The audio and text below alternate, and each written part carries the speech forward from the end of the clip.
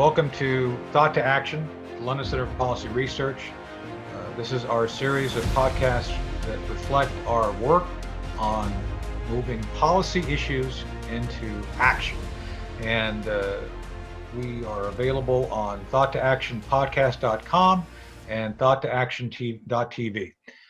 Today, we will be focusing on China as one of the key issues we face, both from the perspective of the economy before COVID and obviously because of COVID. Today, we have one of our most amazing and well-read senior fellows, Gordon Chang. Gordon Chang is on Twitter, Gordon G. Chang. So I encourage you to follow him, follow his work. And Gordon, welcome and thank you for being on today on Thought to Action. Thank you so much, Tony. So there's some topics I'd like to bring up and discuss with you that relate to what we're all facing right now. First off is simply because of COVID, we've recognized that we have a huge dependency on China for a number of products, both consumer goods as well as technology items which go into production processes right here in the United States. How do you view the results of COVID regarding what we've learned about that dependency on the supply chain from China? We have learned, Tony, that we are critically dependent on China for things we absolutely need.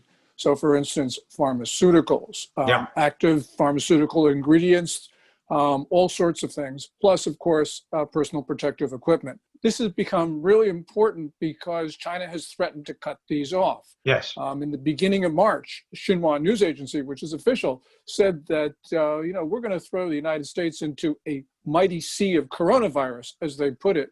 Right. And these guys aren't kidding, because they actually turned around ships that were going to New York hospitals with personal protective equipment. So that has highlighted a critical dependency we have on China. We shouldn't be relying on any other country for certain things, but certainly not a hostile regime. Right.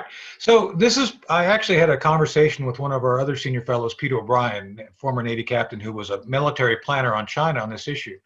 And he and I were discussing the fact that certain industries, certain production capabilities, certain types of steel, certain medical pharmaceutical production should never be shared with a foreign country. Why do you think we let our guard down so far with China, in essence, by the fact they're not even a democracy, and secondly, they have no record of reliability in this anyway? So why have we turned this over to them anyway? What are your thoughts on that? At the end of the Cold War, we thought that, as people have said, history had ended, that we could enmesh China, engage it, bring it into the international system, that it would become benign.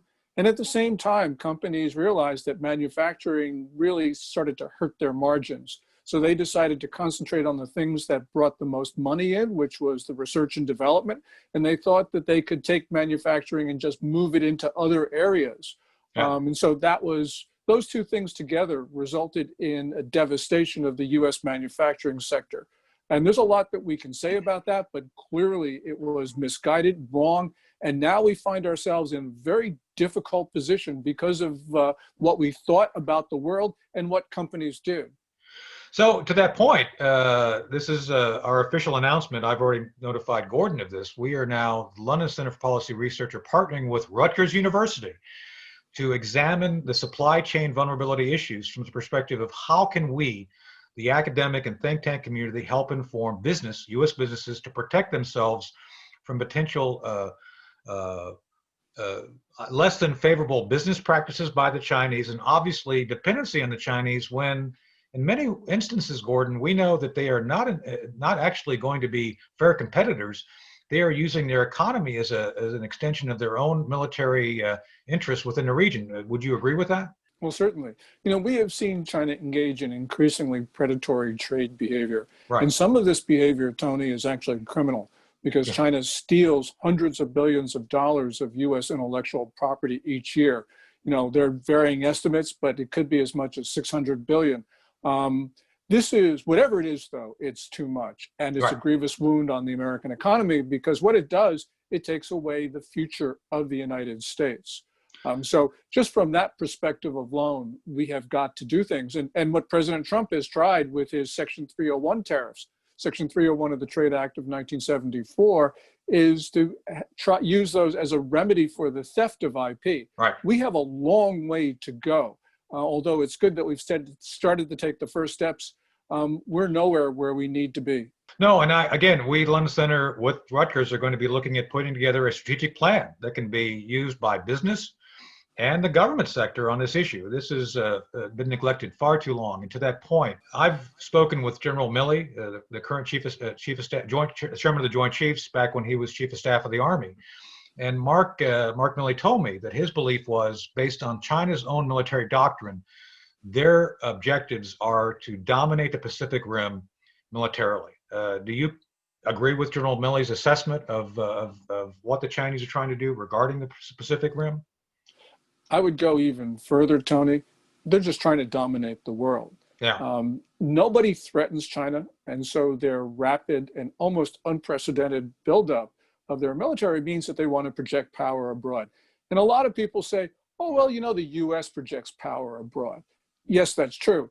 But we're projecting power abroad to preserve the current international system. Right. China is trying to overthrow it and replace it with this notion of imperial worldwide Chinese rule. We know that China is trying to close off the global commons. The US is trying to keep it open for everyone. And also China is trying to break apart its neighbors from India to Japan. So clearly there are different objectives here. And we've got to be concerned that it's not just Pacific Rim. It is the entire world. And that's a great point. I know this is where I depart from my libertarian friends, where the libertarians always say, well, why would we be concerned about these free lanes of commerce, these lanes of communication? We're not paid to do that. And my belief is, and I think Gordon, you'll back me up on this, if we don't invest in those free mechanisms of trade, of communication, if we leave that to someone else, the Chinese would seize it and run it. And I don't think we would like the way they run it.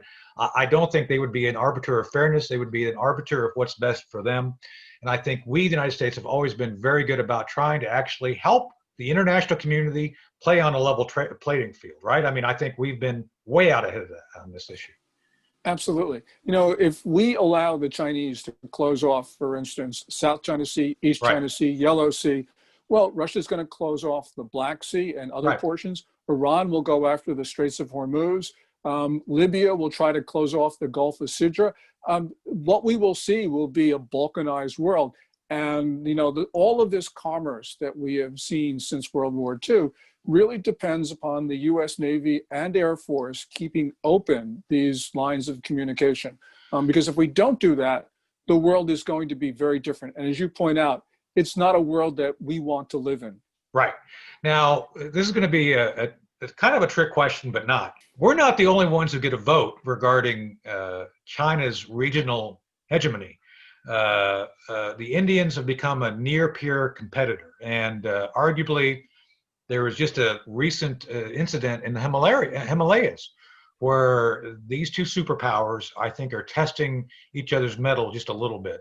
Do the Chinese recognize that even if we become more forbearing, give them more forbearance regarding their desires, which I don't think we will, even if we backed off, have they thought about the vulnerabilities they faced regarding their own internal system in two key areas? First, from another study I did years ago in support of Boeing in my previous think tank, we recognized that the Chinese spend on any year as much money on retaining and expanding potable sources of water as they do military spending. I mean, it's incredible the amount of money they spend on this infrastructure.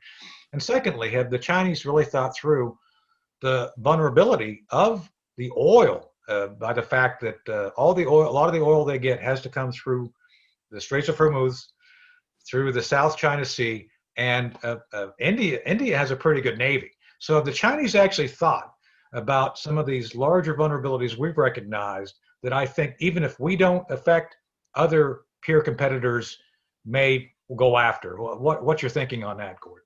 China has obviously understands the importance of India. And as you point out, they are now skirmishing in the Himalayas in Ladakh, especially since the beginning of May. And I think that China has really underestimated India. They've always looked at India as a weaker country. But we have seen since the end of the last month, Indian soldiers retake ground from China, and China's ground force seemingly incapable of dealing with India. Right. So I think that Beijing has really underestimated India. The most important point here is that India is a democracy. We have great relations with New Delhi. We're becoming much closer because Right. China is forcing that. And there are now talks about the Quad, which is India, the United States, Australia, Japan, actually becoming an effective grouping. So China right now is creating some problems for itself, which I don't think they can solve, because they are building this coalition to constrain Beijing themselves. And that means the United States and India are going to have, I think, a great relationship going forward.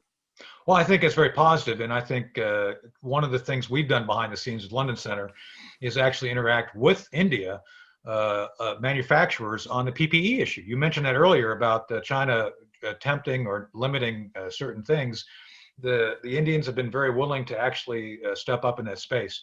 So that's my last question I want to cover before we end our conversation, Gordon.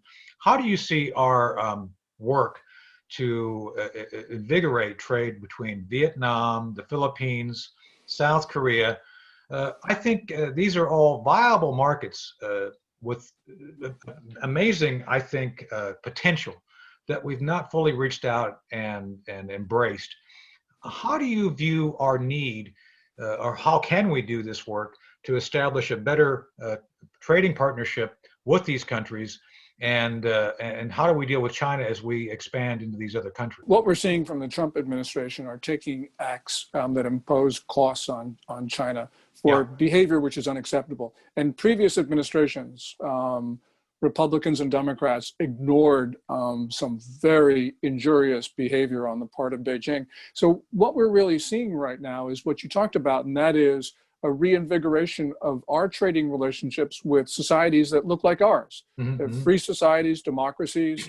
I think that this is really important because we're reducing our dependence on China.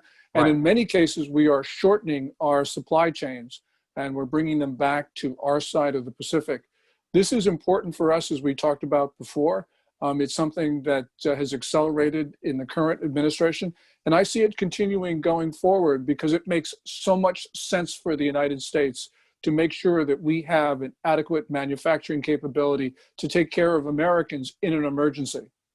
I'm a big fan of railroads. I love trains. And I've seen all sorts of rail cars loaded, the containerized freight moving all across the nation.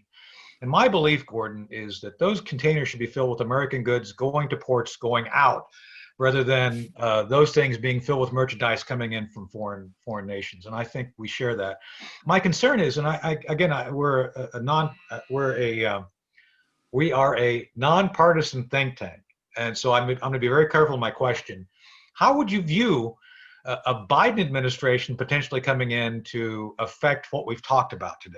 Very short. We've only got a couple of minutes left. So the first thing is that every new occupant of the White House gives China a grace period as they try to develop a cooperative relationship. President Trump did that. But the important point that people forget is that the Democratic Party's foreign policy establishment is very pro-engagement with China. That's a theory that we have followed for 5 decades. And it's led to this near disastrous situation. So I'm concerned about that.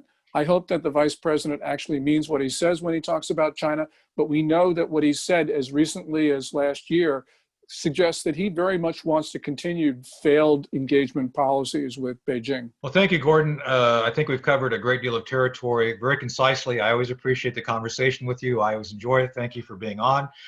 Thank you, audience, for joining us today on Thought to Action. You can look for this on thoughttoactionpodcast.com and thoughttoaction.tv. Please follow Gordon G. Chang on Twitter. We will continue to have dialogue with Gordon. I'm going to invite Gordon back at some point to talk about Hong Kong, which is another key issue that we are not doing well on. I think we ought to live by our principles and encourage those who wish to be free, but that's a conversation for another day. So Gordon, God bless you. Thank you for being on with me, and I look forward to talking to you again very soon. Oh, thank you so much, Tony. I really appreciate it. Thanks.